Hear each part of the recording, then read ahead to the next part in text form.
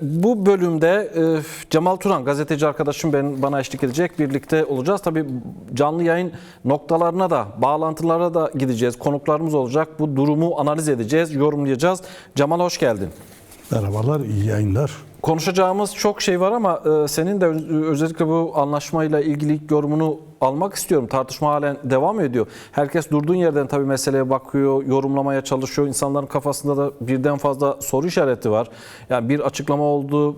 Aslında İlham Ahmet yaptığı açıklamayla buna bir netlik de kazandırdı. Yani neyi konuşmuşuz, neyi konuşmamışız, anlaşma metninin ne olduğunu açıkladı yeteri kadar ama halen tabii soru işaretleri var. İnsanların kaygıları, endişeleri de var. Yani daha kesin, kalıcı garantiler istiyor Kürt halkı. Yorumunu almak istiyorum.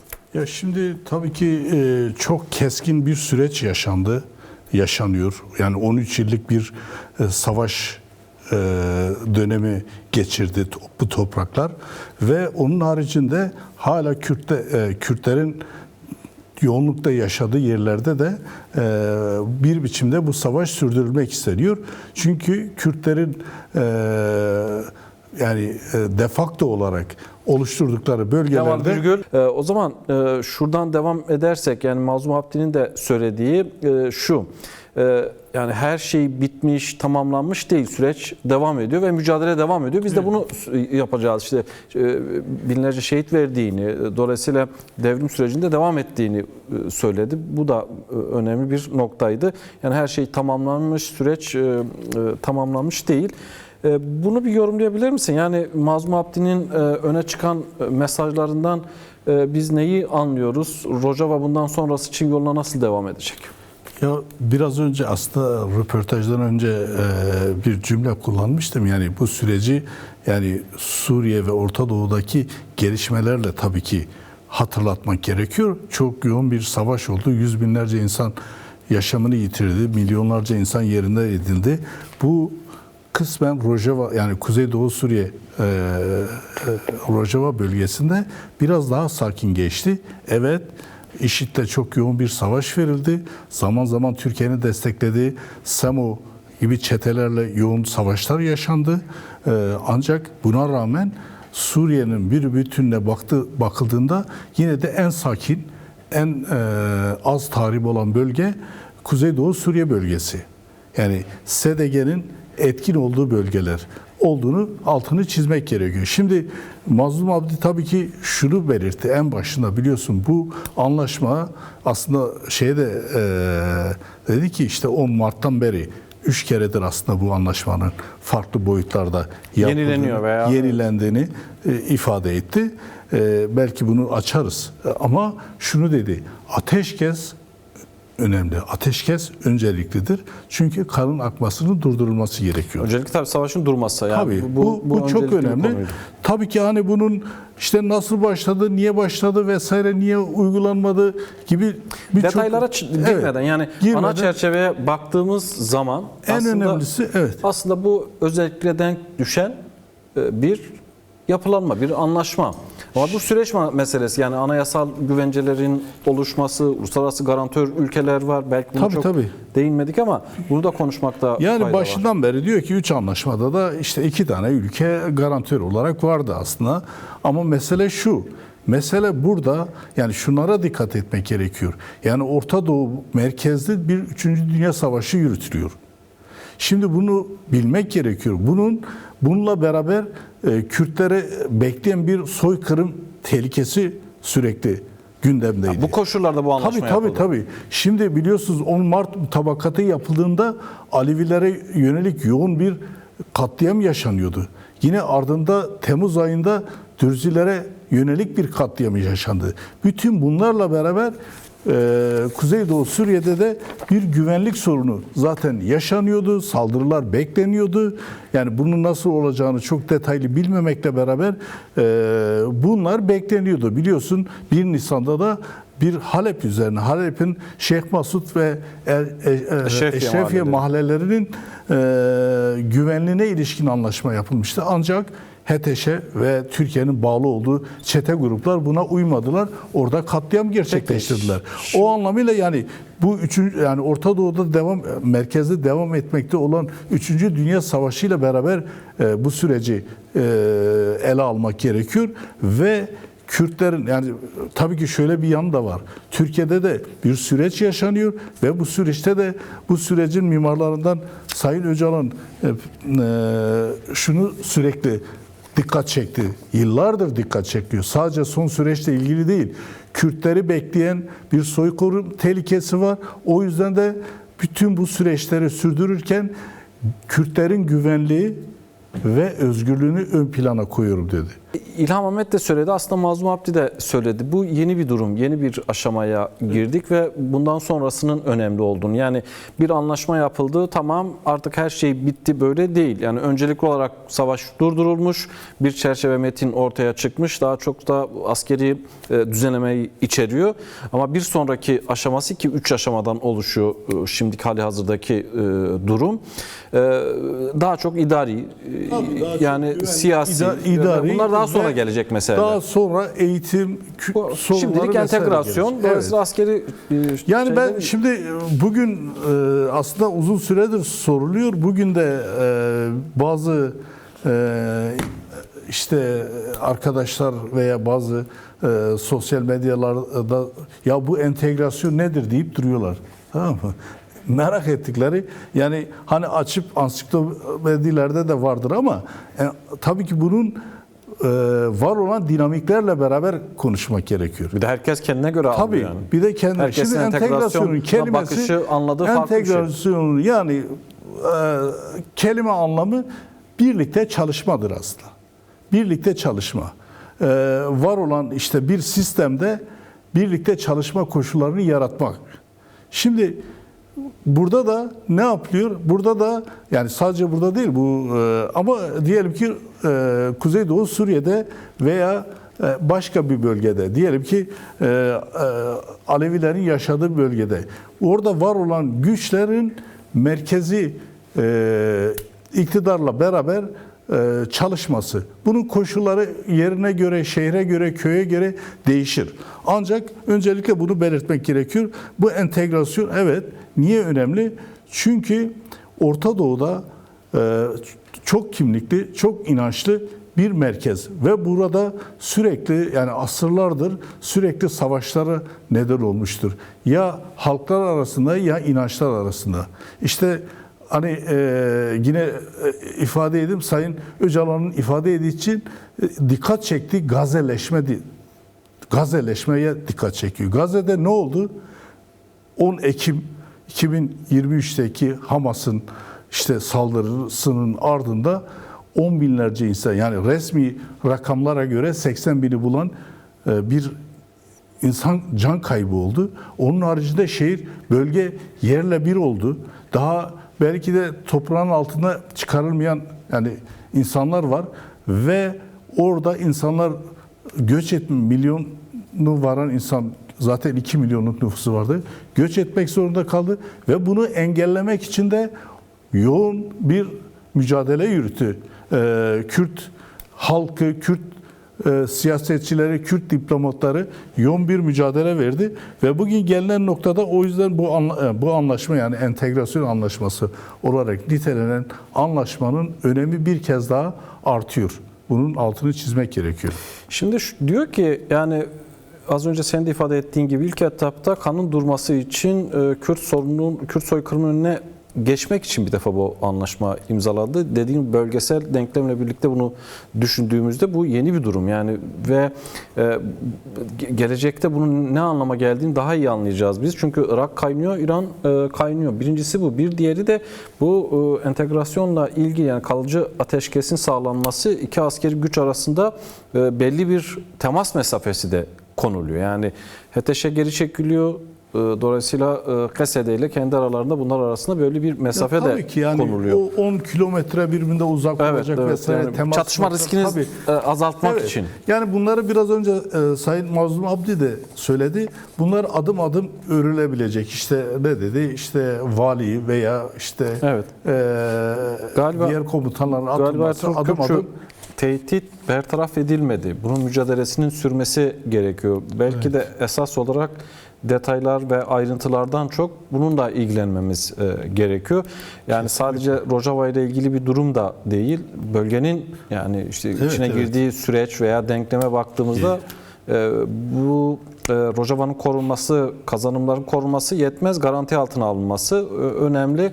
Uluslararası denklemdeki gelen tepkiler de gösterilen kırmızı bayrak veya çizilen kırmızı çizgiler de Rojava ile ilgili tabii ki güçlendiriyor Rojava'nın elini.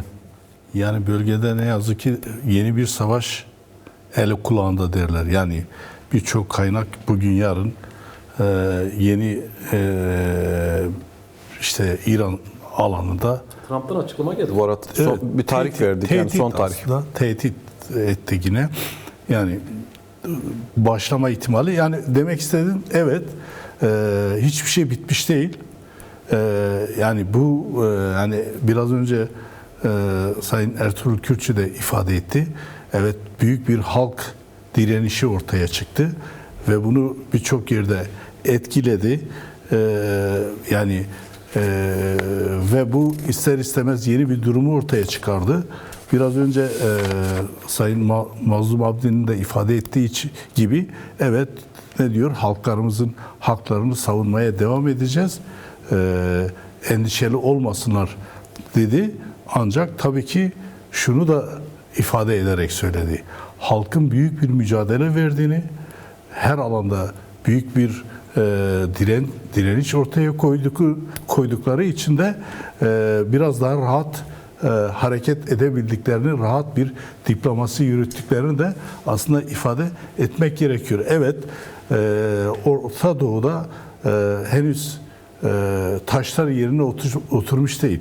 Uzun sürede oturacağını belki beklememek gerekiyor. Ancak eğer bu anlaşma veya benzer anlaşmalar işte halk diplomasisiyle, halkın desteğiyle hayata geçirilmeye çalışırsa o zaman güvenlik sorunu da büyük oranda aşılmış olur. Yoksa evet tehlikeler devam ediyor. Birçok yönüyle devam ediyor. Çünkü Kürdistan sadece veya Kürt halkı sadece Rojava'dan ibaret değildir. Tabii bu arada ABD Dışişleri Bakanlığı da konuya ilişkin bir açıklamada bulundu. Suriye geçici hükümetiyle Suriye Demokratik Güçleri arasında varılan anlaşmaya ilişkin bir açıklama. Bakanlık söz konusu açıklamanın tüm Suriye halklarının yararına olacağını söylüyor. Yani bunlar destek aynı zamanda. Tabii. Yani biraz önce siz de söylediniz yani hemen hemen bütün kamuoyu, bütün ülkeler yani İngiltere, evet, Fransa, evet, yani Almanya.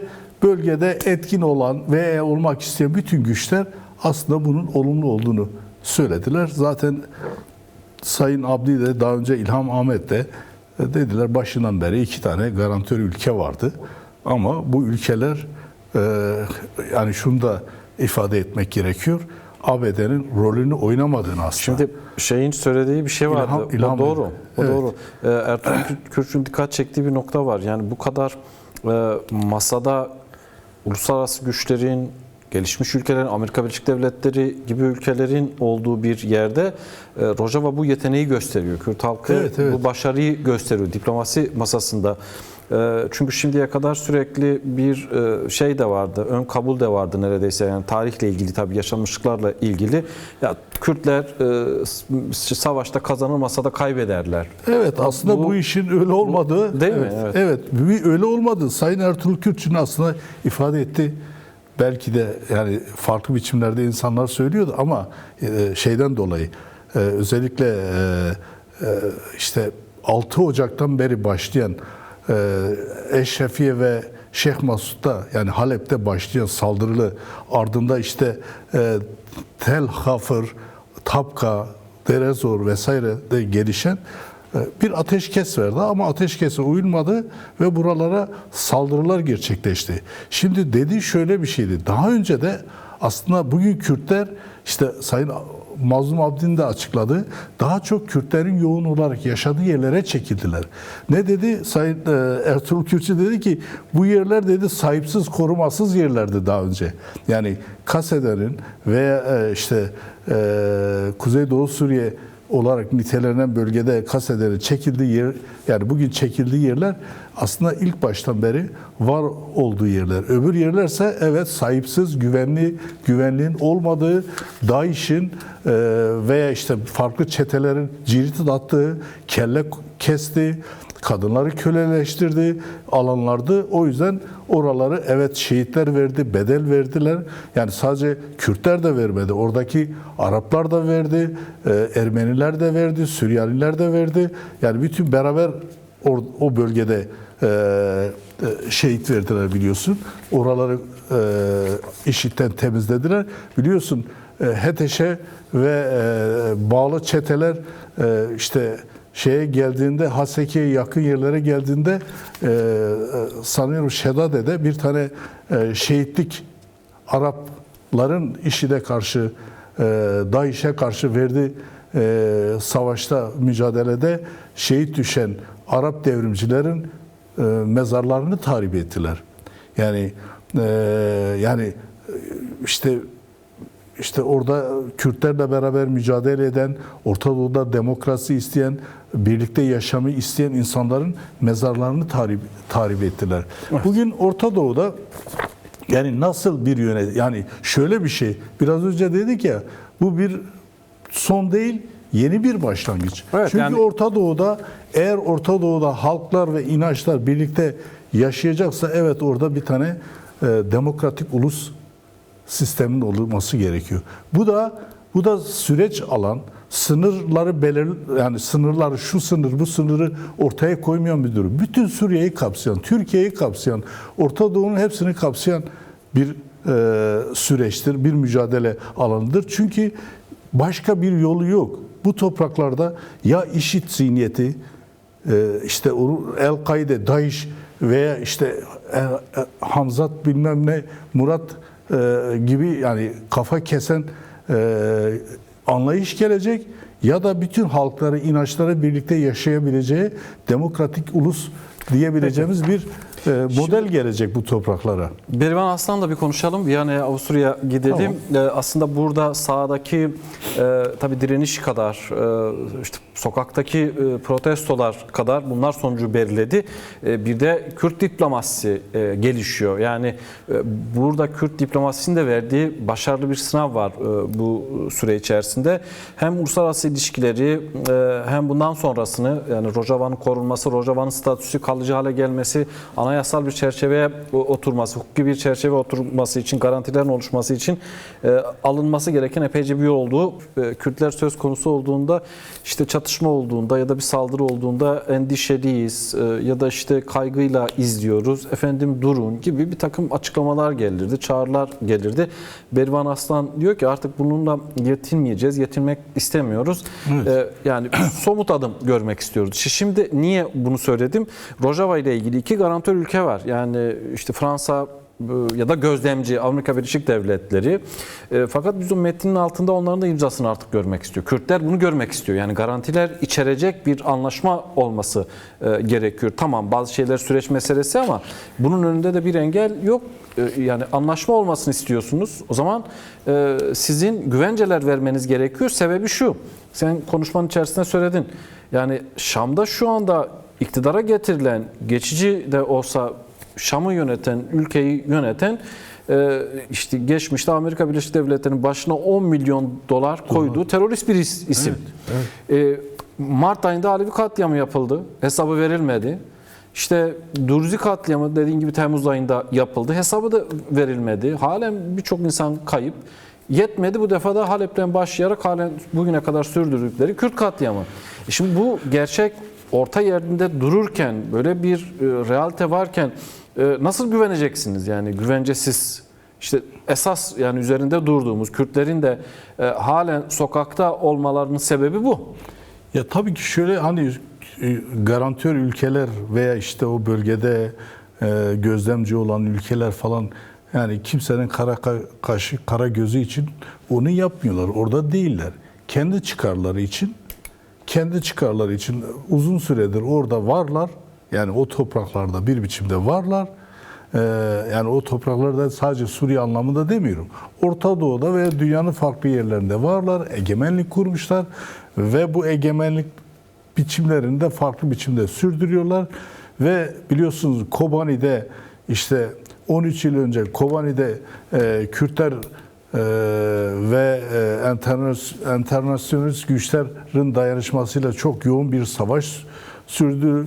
Binlerce kayıp verildi ve orada tam bir noktaya geldi. Ondan sonra yani Kürtler davet etmedi ama Kürtler bütün dünya kamuoyuna seslendiler yani. Burada bir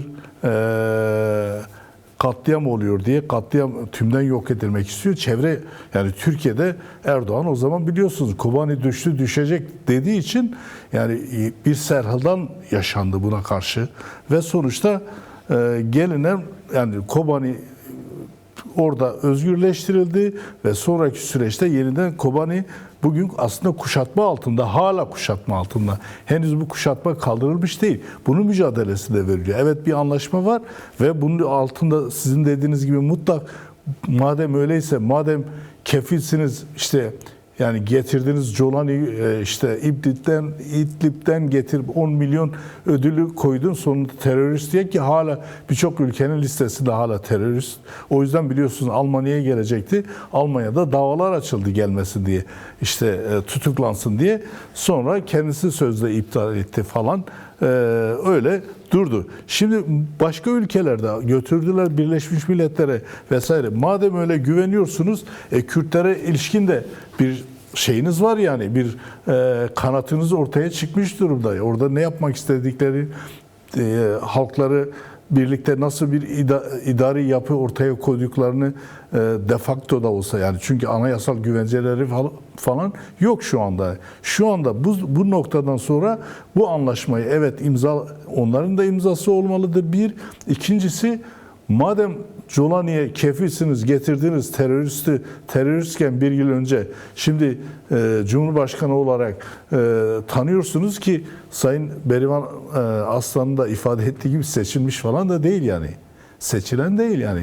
Madem öyle yeni bir anayasa bir an önce yeni bir anayasanın yani yeni bir politik düzenin kurulması gerekiyor. Tabii bir de yeni bir anayasa gerekiyor. Bu olmadan yani. olmuyor. Olmadan yani onların garantörlüğü çok şey değil, inandırıcı olmuyor. Ercan Hoca'nın söylediği yani dikkat çektiği noktaya şunu ekleyeyim öyle devam edelim. Aslında Suriye'de bugünkü zeminde Şara'da dahil olmak üzere kimsenin güvencesi yok. Yani o kadar güvensiz bir bölgeden söz ediyoruz. Az önce işte Trump Amerika Birleşik Devletleri'ni yeniden tehdit etti hatırlatmasında bulundun. Şimdi artık son dakikalara bakıyorum. Yani pazar günü Trump'ın bir saldırı emri verebileceği konuşuluyor. Yani böyle bir zeminde, böyle bir ortamda hiç kimsenin aslında güvencesi yok. Bu nedenle sokak protestoları, Kürtlerin 4 parçadaki gücü, yani hem sokakta hem diplomaside hem askeri alanda artık bunun da bence Kürtler açısından daha somut adımlara dönüşmesi gerekmez mi? Yani savunma başta olmak üzere. Ya mutlak. Yani bir kere biraz önce söyledim, tekrar söyleyeyim. Bir kere anayasal güvenceye kavuşturulması gerekiyor. Ercan arkadaşın da ifade ettiği için yani bu işte 10 Mart aslında biz de başında dikkat çekmiştik. 10 Mart mutabakatının bugün farklı bir formasyonuyla yani ana teması aynı aslında. İşte eğer gerçekten Türkiye engel olmasaydı aslında daha barışçıl biçimde bunları uygulamak mümkündü. Ancak tabii ki şöyle bir şey var. Evet HTŞ de tek parça değil sonuçta. HTŞ'yi getirdiler orada oraya. Bir koalisyon. Kravat taktırdılar Jolani'ye. Ama sonuçta bu bir kravatla olabilecek bir mesele değildir.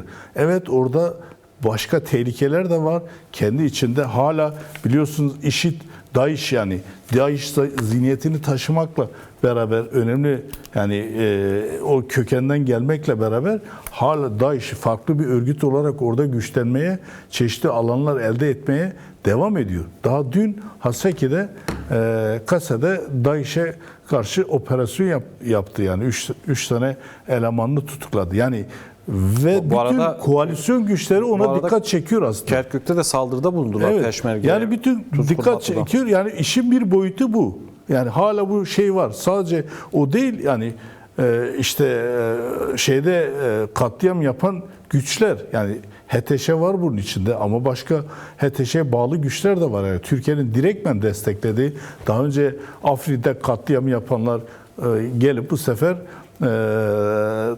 Del Hafır'da da yaptılar. İşte Kamışlı'da Derezor'da da yaptılar. Derezor'da nedir? Yani çeşitli meclislerde yer alan insanları katlettiler. İşte Halep'te hala kayıp olan insanlar var. O yüzden bunların bir güvenceye kavuşturulur. Biraz önce Sayın Abdi de söyledi. Mazlum Abdi de söyledi.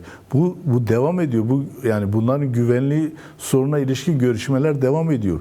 Yani bir tane önemli bir madde diyor ki yani işte Afrin ve Serekani'dekilerin geri dönmesi.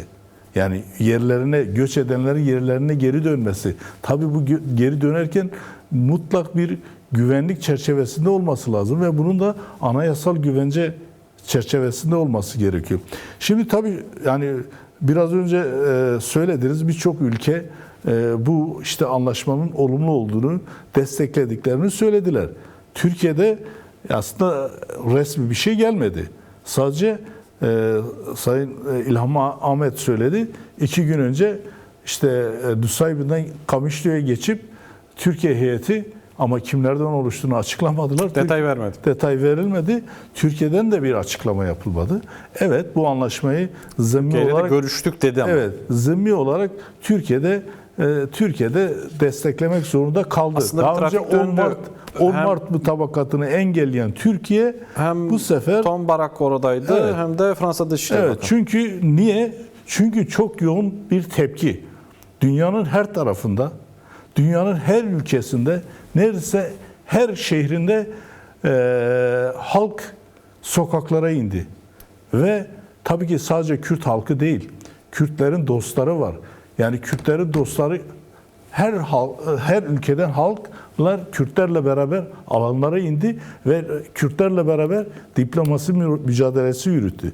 Evet, yoksa ne Amerika ne Tom Barak tavrını değiştirirdi ne de Trump değiştirirdi. Çünkü bunlar neydi? Öyle bir şey oldu ki Trump işte Erdoğan'la görüştü.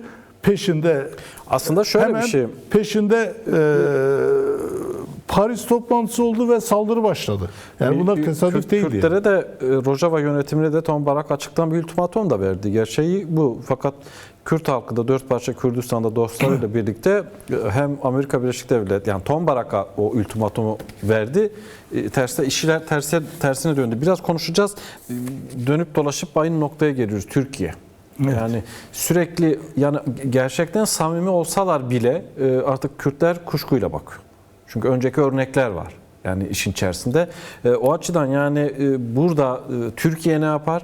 Diğerleri ne yapar? Yani anlaşma dolayısıyla Rojava'nın karşı karşıya olduğu riskleri konuşmak için soruyorum bunu. Tabii yani şimdi Türkiye'de biliyorsunuz demokratik toplum süreci denilebilecek bir süreç var, aslında bir yılı aşkındır ve bunun da çeşitli işte tartışmaları, işte PKK'nın